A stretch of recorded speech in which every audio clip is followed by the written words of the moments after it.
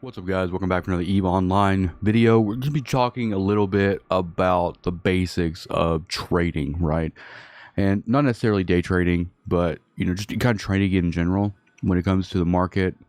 I think a lot of people have wondered, is it possible to actually make good money by buying and selling and things like that? And the answer is yes. It's a little bit more of a long game than pretty much anything else you would do in EVE, and it's also kind of subjective in terms of like what you want to invest in and whether or not you're going to try to buy a commodity and then try to turn it around and sell it that same day, or if you want to buy and hold. I tend to buy and hold just because it allows me to have more control over my own profit margins. So more recently I've been just kind of trading in just Plex, mainly because I got really into it right before the increase. So as you can see here, this is the price history. Well, let's go back to the price history here. This is the price history for Plex. And as you can see here, this is where, this is down here. This is back in like, 421, 22. And obviously up here is, where the price increase and everything went. But I initially started getting into Plex about here. Around in here, I would buy at like 3.9 or 3.5 million, and I have just held it, right? And so at 3.9, if I sold now, I'd make about $1 million per Plex in profits. And that's really what you got to realize is you can control basically your entry point and your exit point on whatever you buy in the market, keeping track of that, calculating your sales tax, your broker fees, relisting fees, and all of that comes into play. But I think if you're actually holding and buying and holding commodities and selling them at a obvious increase, then a lot of the broker fees and taxes and all this stuff that goes into like relisting and adjusting buy orders is kind of something you don't have to really technically worry about. You kind of have to worry a lot about those fees and stuff when you're trying to buy like a commodity and trying to turn it around in a short amount of time. But just kind of give you an idea going over. This is I'm going to show on one of my JITA alts that happens to be in JITA right now. So she doesn't have all the skills that you would want for trading. But I'm going to go over the skills that are most important when it does come to doing trading. And one of the first ones is accounting right here, and this allows you to get a reduction in sales tax. So that one is extremely important. And then you also want broker relations, which is down here, and then advanced broker relations. This is going to reduce your overall broker fee for posting. I try to get, my main actually has both of these. Those are the most important ones, and also your standings are affected as well. So Caldari Navy standings, you can get that by running your Sister of Eve Epic Arc every 90 days, and also by just doing level 4 missions for Caldari Steel or Caldari State. And you can get, you want to get to like 6 or 7 to be really good on that. And also you have, you can also sell at perimeter too. The citadels, player-owned citadels, the owner of that structure can control the tax rate and stuff. So for certain things that I might sell or buy, I'll get in perimeter because I can pay a little bit less to get them. And then all these other skills in here, like visibility allows you to, and stuff like that. All these other skills, you just have to go through and read them. Procurement, these all allow you to actually like post your buy and sell orders and have them viewable at a larger range, or be able to modify orders from a distance and things like that. So, if you're somewhere else in the region, if you're posting in JITA and you're somewhere else in the region, and you want to just kind of modify your buy orders without actually flying to JITA, you're going to have the skills for that. But really, after you get all the skills, after you get the standings and everything like that, it just comes down to really just deciding what you want to kind of invest in.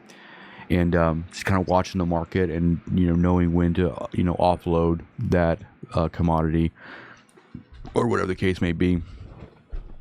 Like I said, I bought a lot of Plex down at like 3.5, 3.9, it's going for, let's load this market data real quick.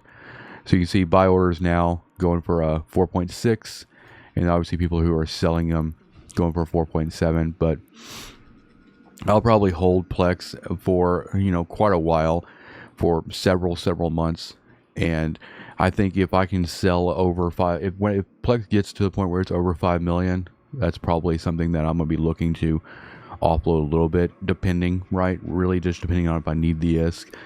I kind of like holding a lot of my net worth in Plex because it just tends to grow a little bit. Obviously, Plex will go down in price and up in price. It fluctuates, but it's better than just holding straight ISK in your wallet. Another thing too is just about knowing and kind of like speculating when it comes to patch notes. A lot of traders will read the economic report when it comes out. They'll read patch notes. Like, for instance, when faction warfare got an increase and they knew that people were going to be doing a lot of faction warfare, there was a lot of speculation about buying up certain modules and buying up certain hulls and stuff like that that would be considered probably meta. So trying to figure out what would be like the meta fits for faction warfare, and just kind of like buying into all that stuff.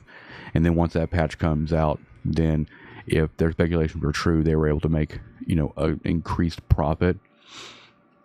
Another in the past too, like whenever the ore changes were put into place, or like compression was put into play, there was a lot of speculation going on there. So you kind of have to kind of like know the game in a certain way, like and how patch notes could potentially affect items on the market, which can be overwhelming, but also extremely fun and rewarding as well once you kind of get better at it.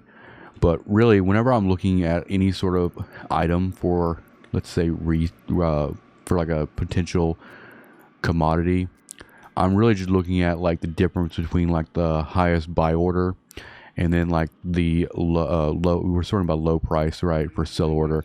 I'm looking at the difference here because if I decide to like put in a buy order for 4.6 on Plex and I want to try to offload it that same day, I'm looking at the profit margin there.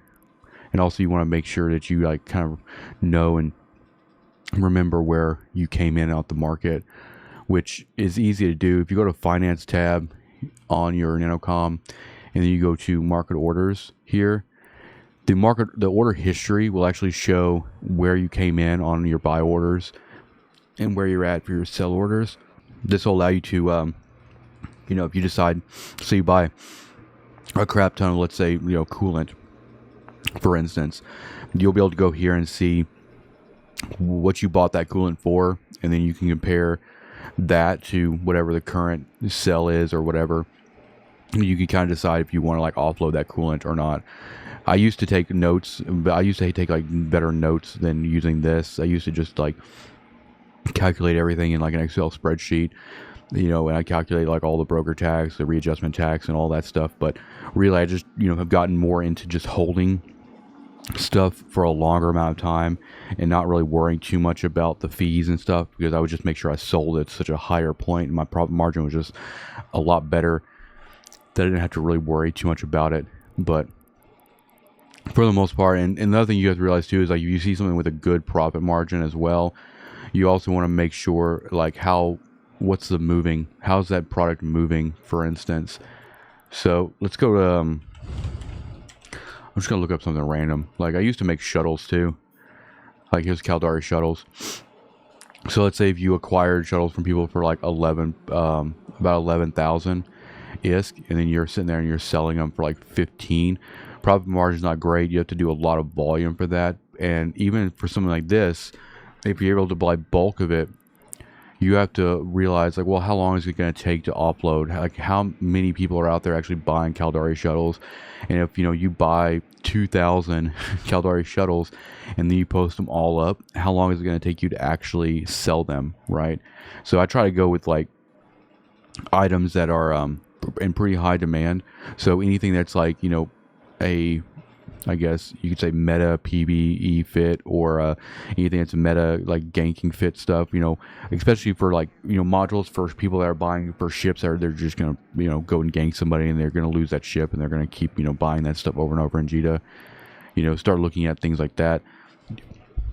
Another trick I'll say is like go and look at Z kill board, right? Look at current high sec gankers that are like blowing their ships up, and look at those catalyst fits, and look at the modules that they're using to to go and blow people up, and use all the data possible that you can. Z Guildboard's really good for that.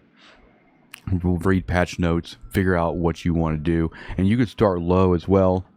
I'm probably gonna end up starting a series here pretty soon, and we're gonna essentially use the 20 million from Project Discovery every day, and we're gonna basically we're just gonna use all that income from Project Discovery to start doing trading and just kind of better illustrate what it would look like in long term and see how much we can grow from all that. But I guess just to summarize everything, you can control your entry point, you can control your exit point, you can control your skills as far as bringing your sales tax down and your broker fee down. You can get your standings up, which will help you with those costs as well. Everything else that comes into it, it's all going to be about what you want to invest in. So let's see. Let's look at some other stuff here. Another thing I like to look at too is like to just check Morphyte, because if you have like a 40 range on your buy order and somebody sells you like Morphyte, for instance, it's going to sell you that item is going to be located wherever that person sold it to you at. So you have to keep cubic meters in account as well, which I like Morphyte because it's light. I can take a crane out and go pick it all up and everything, but for the most part, people are going to come to either Perimeter or Jita and sell it. So as you see right here, the profit margin right now for Morphyte's not that great. You're looking at 37.8, and then it's your seller is looking at like 38.9. Another trick you can do here too is, for instance, let's say I buy a bunch at, I don't know, 37 point. Yeah, I bring it up. I'm basically at the top of this list, right? I'm coming up a little bit above 37.8, and now let's say I have like 2,000 units or whatever, and I want to offload it at a much higher price. Now you can just take what you bought from a buy order and put it into a sell order and sell it. But another thing that I like to do too is I actually like manipulating the buy orders and then selling my stock to other buy orders. And the way I can do this is I can say I have like 2,000 units of Morphyte. I can go up here and like this guy, I'm going to throw like 13 up at a certain price point. My competitors are going to go back and adjust their orders above me. I adjust my 13 back up over them, and I can just essentially just manipulate and drive the cost as high as I want, and then I can turn around and sell all my Morphyte to another buy order instead of selling it to a sell order. Sometimes it works. It works with high volume commodities. So for instance, if I was going to do that with Morphyte right here, I'd probably buy like, I don't know, I'd probably come in at like 5,000 to like 10,000 units. And that would probably take like 500 units or so. And I would just, keep putting myself at the top of this list. And all these people that are also trying to buy will just keep going above. So let's say it's like I come in at 37.9. I'm going to try to manipulate the competitive buy orders up to the point where it's like near 50. And then I'm just going to offload the rest of my Morphyte completely. So that's another thing you can do. But traditionally speaking, you're going to acquire all your stuff from buy order, and then when the market's good on sell, you're going to put it up for sell for like 3 months or whatever the case may be. But having that option to manipulate buy orders, and actually it's actually even faster if you do it this way. You just have to make sure you keep in mind that like every time you adjust an order, you're going to be paying a little bit of fees. So I always go low to like this guy right here, this 13. He's probably doing exactly what I'm talking about. So when he sees it, he's going to come back in and he's going to adjust this order back up above here, and he's going to drive the price even higher. Because if he came in at like 35, if you came in down here at 35 and you bought like 10,000 units at like 30, and then you can sit there and manipulate it up to 50, you're going to make a pretty good killing. You're going to be able to offload it like pretty much just like that. But hopefully that explains a little bit about like trading and like kind of gives you guys some ideas to think about. I'll go a little bit more in depth when we do the actual trading series in the future, but I figured I would just kind of give you an idea of like how I approach trading in EVE And it's, you know, once you get used to it, and I find it fun, and once you get used to it, you'll make a killing. And it's kind of exciting too, just to try to like predict. And obviously, like everything else, there's risk, there's reward. There's gonna be some things that you're gonna buy into that you're gonna have a hard time offloading, but you have that kind of control. So thank you for watching, and I'll see you guys in the next one. Peace out.